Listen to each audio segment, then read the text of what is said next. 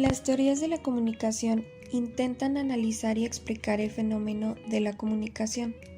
Básicamente, estudia la capacidad que tienen algunos seres vivos de relacionarse con otros intercambiando información. Si no hay cuerpo coherente de teorías en torno a este fenómeno, es en parte debido a que no hay un objeto de estudio claramente definido.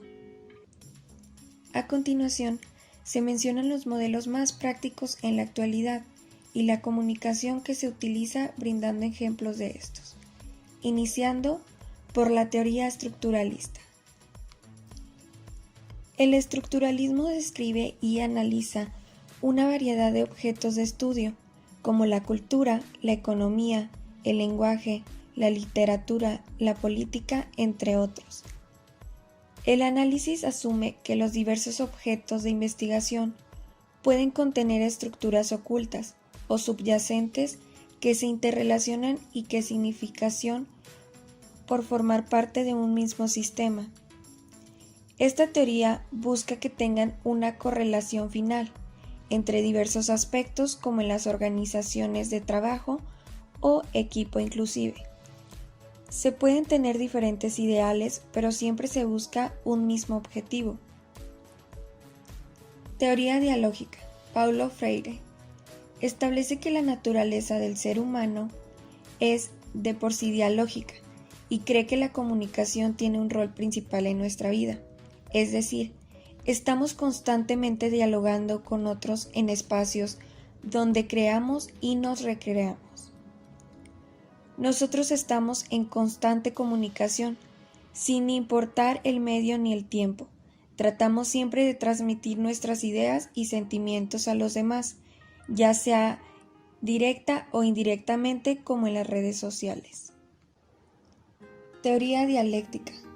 Técnica retórica de dialogar y discutir, para descubrir la verdad mediante la exposición y confrontación de razonamientos y argumentaciones contrarios entre sí.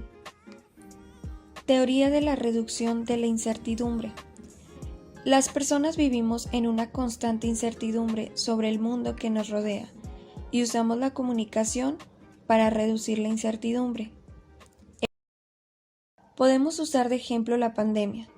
Para distraernos usamos distintas redes sociales.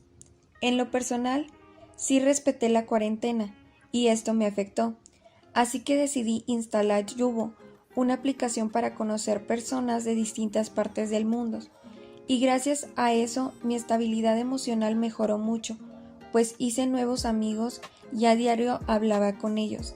De esta manera no me la pasaba viendo cosas negativas sobre el COVID-19, por lo cual dejaba de pensar en cosas negativas. Teoría de flujo de comunicación en 2 pasos. Según los estudios realizados, pudieron notar que la influencia de persona a persona podía ser más fuerte que la influencia de los medios de comunicación.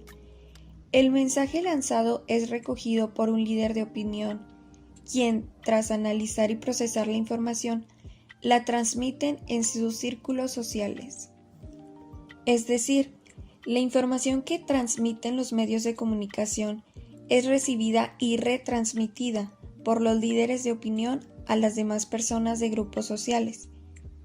Un ejemplo de esto son los influencers, cuando hacen reviews o hablan de algún tema en particular, como el caso del Partido Verde. Otro ejemplo de esto es cuando el líder de un grupo de amigos hace un comentario sobre lo que se considera divertido. Inconscientemente, los demás participantes del grupo se ven influenciados por las tendencias del líder. Teoría de la aguja hipodérmica. Harold Laswell creía que los medios de comunicación bombardeaban a una audiencia pasiva, homogénea y masificada, sin capacidad de respuesta personal a los mensajes. Sus estudios se basaron en los efectos sobre el público de la propaganda de la Primera Guerra Mundial. Concluyó que los medios crearon un estímulo que se inyecta en el receptor sin una instancia de intermediación, otorgándole características específicas al mensaje como poseer intencionalidad unidireccionalidad y ser asimétrico y descontextualizado.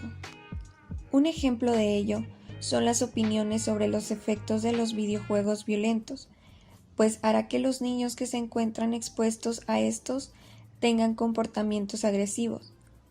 Otro ejemplo es que la Guerra de los Mundos en 1938 y la reacción consecuente de pánico en la audiencia masiva americana. Otro claro ejemplo es la propaganda política que hay en Corea del Norte. Y un último ejemplo es cuando las empresas utilizan para influir en la decisión de compra de los clientes diferente propaganda.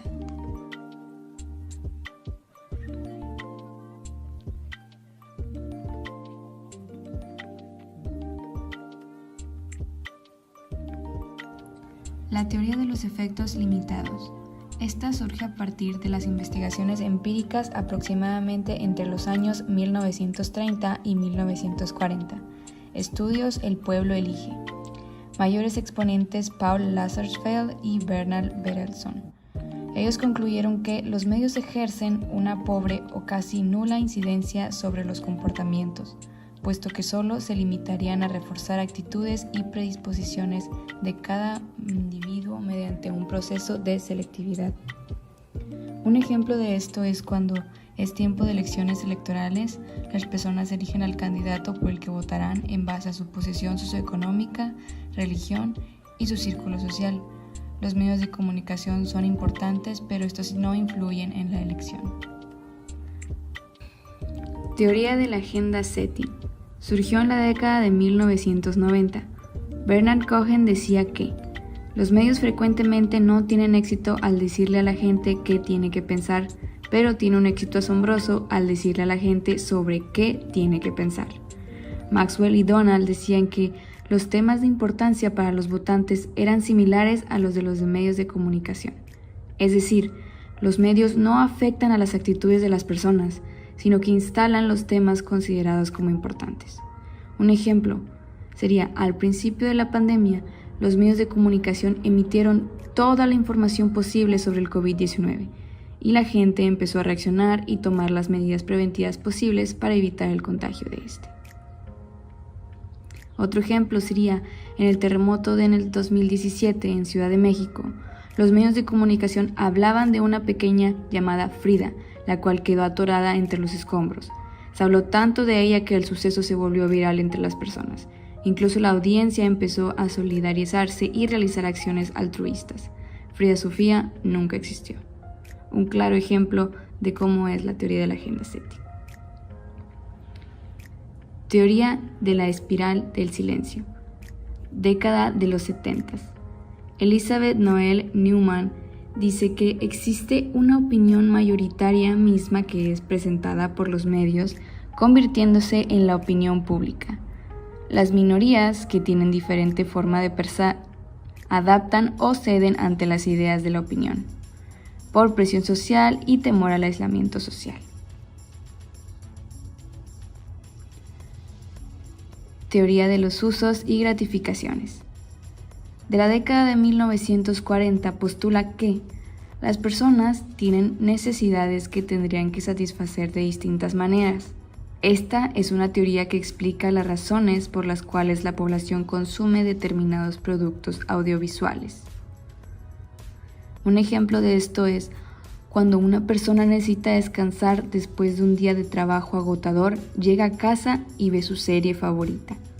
Otro ejemplo claro sería cuando una persona tiene baja autoestima, entonces busca aceptación en las demás personas para sentirse pleno.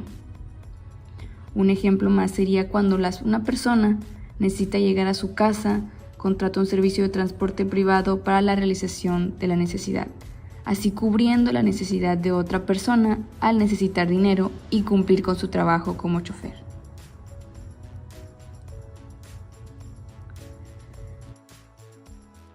Teoría crítica.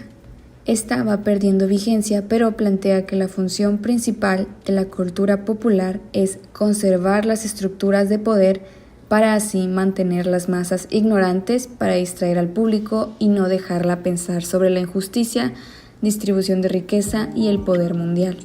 Un ejemplo son las cortinas de humo utilizadas por los medios de comunicación o instituciones gubernamentales para encubrir ciertos hechos contundentes y delicados, y así controlar a las masas. Otro ejemplo es cuando se utilizaban mucho los memes en redes sociales del pasado presidente de México, Enrique Peña Nieto. Muchas veces estos distraían a la audiencia de hechos delicados y contundentes en la República.